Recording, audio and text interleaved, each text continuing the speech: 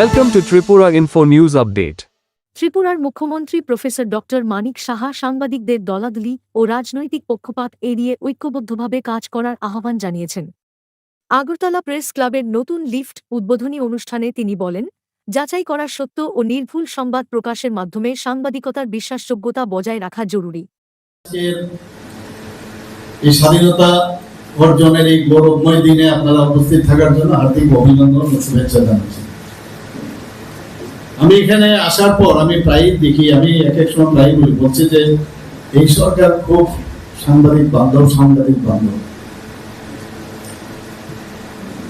কিন্তু আমি যদি এখন পরিষ্কারভাবে বলি, আমরা এখন তো আগে তো ছিলাম ডাক্তারই তো কিন্তু রাজনীতি ছিল, রাজনীতি নেই এমন কোনো জায়গা নেই।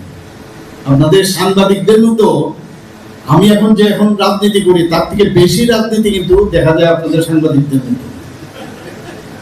কিন্তু যেহেতু আমি এখন এই রাজনীতিতে এসেছি, আপনাদের কাছে একটা অনুরোধ থাকবে, সবকিছুর ঊর্ধ্বে উঠে আপনারা এই সময়ে যদি একসাথে না থাকেন তাহলে আমাদের জন্য খুব অসুবিধা হবে।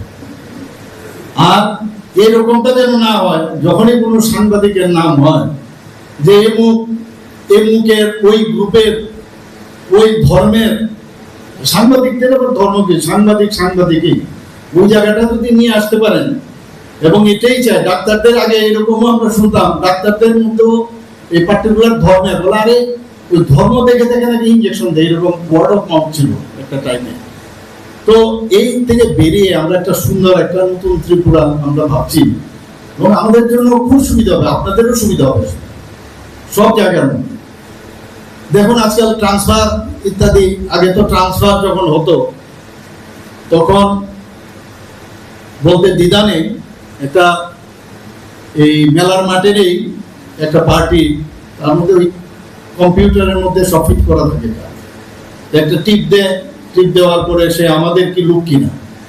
এখন কিন্তু এরকম কিছু না, চাকরি থেকে আরম্ভ করে সমস্ত ট্রান্সফার একদম ট্রান্সপারেন্সির মাধ্যমে আমরা এই কাজটা করছি। কারণ এটা এই যে বিষয়টা ছিল কোন এক সময় এগুলো ছিল, কিন্তু এগুলো নষ্ট হয়ে গেছে এই কালচারটা হওয়ার কারণে একবার এক একটা গ্রুপ তার সুযোগ নেয়।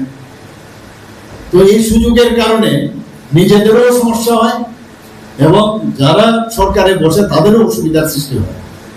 এর থেকে বেরোতে হবে। প্লিজ আমি আপনাদের কাছে একটা অনুরোধ আজকে রাখবো, লিফট তো লাগালাম, আপনাদেরকে লিফট করলাম, কিন্তু একটা গান আছে কিন্তু লিফট কারদে একটা গান আছে না, তো আপনাদের কিন্তু আজকে লিফট করতে দিলাম না, কিন্তু এই লিফটটা যেন সত্যিকারের অর্থেই এটা ভালো ব্যবস্থা লিফট যাতে হয়, তাহলে আমরাও শান্তিতে থাকবো, আপনারাও শান্তিতে থাকবেন।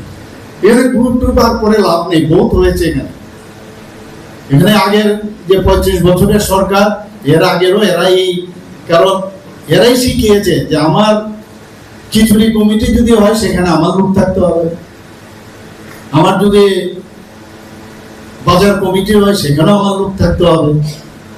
এই যে বিভিন্ন জায়গায় বই যারা সাপ্লাই করে সেখানেও আমাদের, আমি হার্ডলি কোনো জায়গায় আজ পর্যন্ত আমি বলেছি যে আমাদের লোক এখানে বসতে হবে। খালি এটা দেখি যে ওখানে সুন্দরভাবে হচ্ছে কিনা, আর আগের গ্রুপিজম সিস্টেমে হচ্ছে কিনা। যারা গ্রুপ করেছে তাদেরকে বাদ দাও, কারণ ওদের মানসিকতা এরকম হয়েছে যে গ্রুপিজম ছাড়া ওরা থাকতে পারবে না, বাঁচতেও পারবে না। প্লিজ আপনারা সাংবাদিক মানুষ, আপনারা তো আপনাদের সম্পর্কে যদি বলি, আপনারা হচ্ছেন সমাজের, আমি সবসময় বলি যে সমাজের দখল। আপনাদের দেখে কিন্তু মানুষ শিখে অনেক কিছু, যেটা এমন সব জিনিস আপনারা কালেকশন করেন, খবর সংগ্রহ করেন এবং লেখেন। এক এক সময় যখন পড়ি আমি নিজেই অবাক হয়ে যাই, এইসব শব্দ আপনারা কোথা থেকে পান।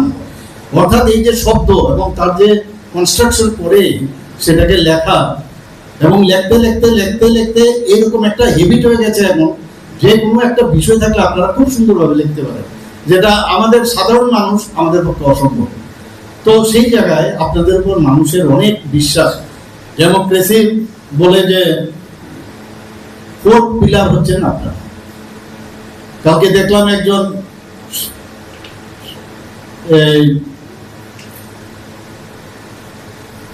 বিরোধী দলের এক নেতা বলছেন মুখ্যমন্ত্রীর নাকি